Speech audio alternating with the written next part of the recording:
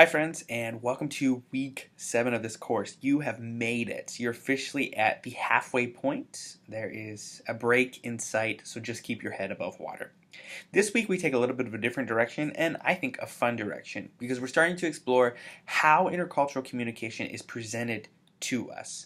So thus far this semester we've really spent time unpacking our ideas of culture and of communication. Now we're going to look at the way those messages about culture and communication are communicated to us. So we've looked at how they're communicated through us. Now we're going to look at how they're communicated to us. And we're going to point our fingers and point our attention to one really important area or one important domain, and that is the domain of pop culture. We're going to be thinking very critically about the way media presents cultural relationships, cultural discourse, and really just culture in general. Think back to the last movie or TV show that you watched. Now think about everything that we've thought about and looked at so far this semester. You'd be hard-pressed to find media that doesn't have an intercultural element in some way. Be that it portrays characters of different races and ethnicities, or it looks very critically at sexuality and gender, or it looks at any of the things that we've looked at so far this semester. Nearly all communication is cultural or intercultural to some extent, because we see culture as so much more than race or color. This is about the cultural elements that we bring to the table.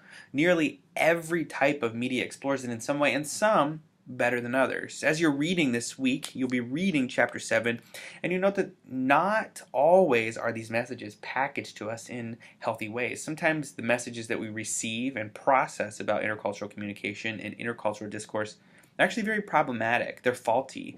You're going to read about media imperialism. You're going to read about some toxic messages.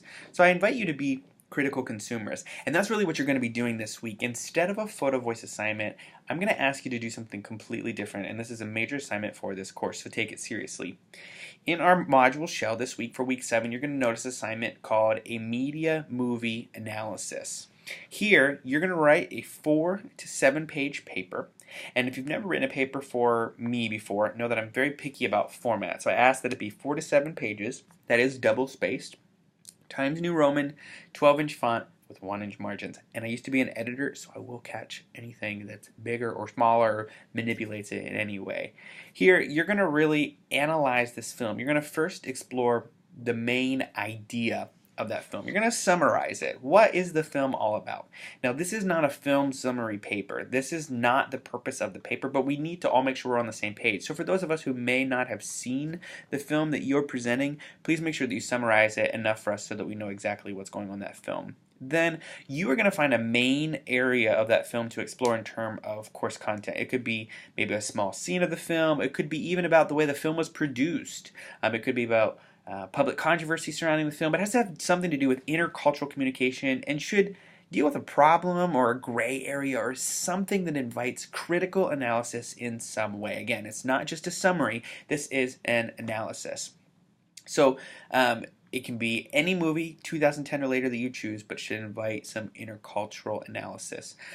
You're going to describe that scene, and then you're going to evaluate it according to the terms, the theories, and the concepts we've covered so far in this course.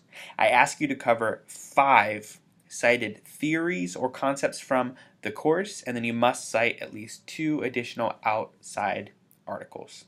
There's a lot of information available about this assignment in the module, so I ask that you click there. Please review the rubric that is attached to this assignment, because that is what I will use to grade you. So if you follow that to a T, you're able to get an A because you'll see exactly what I'm looking for. So pay very close attention to that.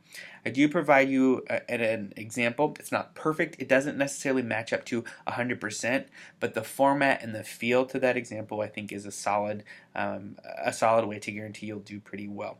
Pay close attention to the details. Make sure that you read Chapter 7 before you jump into this endeavor, because that chapter does include many of the principles you'll need to effectively do an analysis. But I hope you have fun with this assignment. It's a big deal, so take it seriously.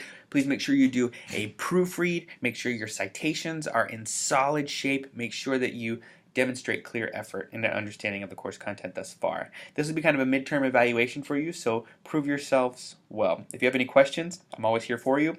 In the meantime, I hope you enjoy watching a movie, and I hope you have a fantastic week. If you need anything, just let me know.